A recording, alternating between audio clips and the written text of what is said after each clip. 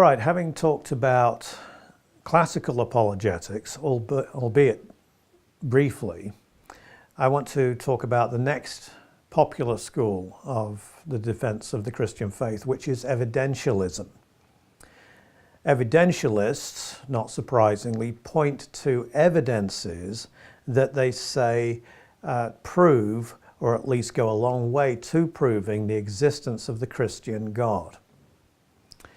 And of course, there's nothing wrong with pointing to evidences. I believe that we ought to do it. There are certainly many clear and pointed evidences for the truth of the Bible, for example, and for the truth of the main tenets of Christianity. In fact, I would go further than that, and I will do when I talk about my particular approach, and say that every fact, if it is correctly interpreted, is evidence for the existence of God. But you see, there's the rub right there. If it is correctly interpreted. You see, what we have to face up to is that evidences don't come with labels on them telling us about themselves. This is the evidence. This is evidence for this particular historical transaction. This is evidence for supernatural origin. This is evidence for whatever we might want to talk about. No, what we have to do is that we look at a fact, we try and interpret it accurately, and if we've got an accurate interpretation, we can put it into a picture and a framework which makes sense of it.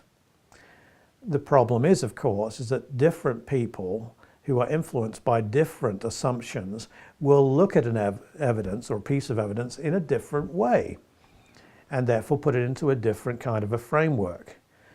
So evidentialists very often, I think, are guilty of not owning up to the assumptions that they already bring to their interpretation of the different facts that they present in their apologetics.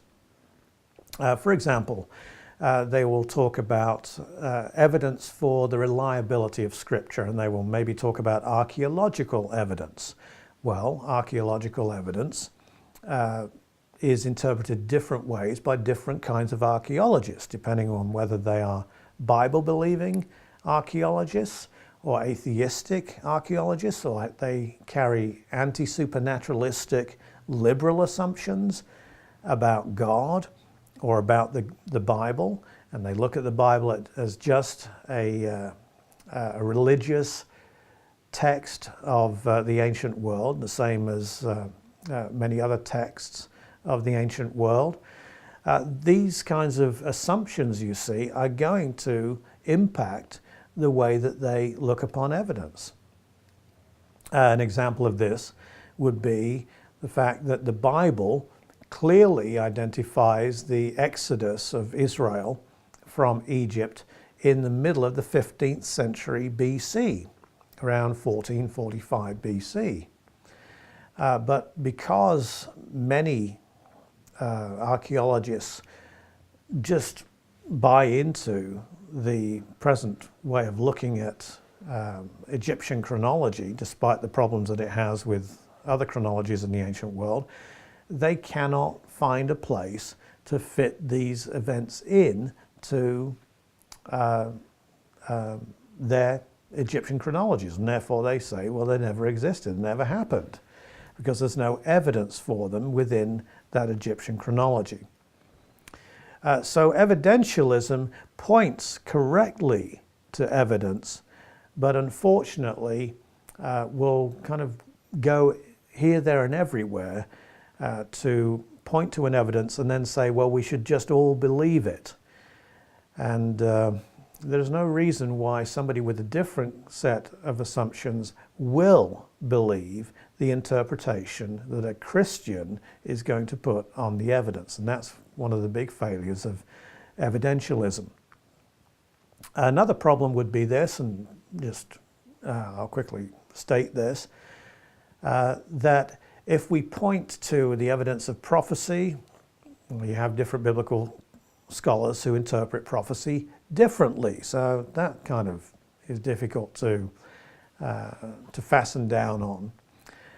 Also, there are problems with pointing to the beauty of Scripture. Some people might find it beautiful, some people might not. Some people might say, well, it is beautiful, but so are the works of Shakespeare, and they're not God-given. And so that doesn't really work as evidence.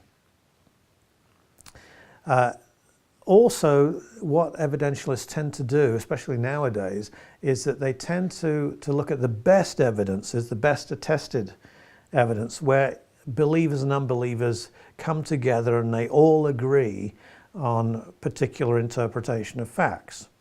And that sounds great for the time being, but the problem is that scholarly opinion always changes from generation to generation, which means that what the liberals are agreeing with conservative evangelicals about in one generation, they'll disagree with them about in the next generation.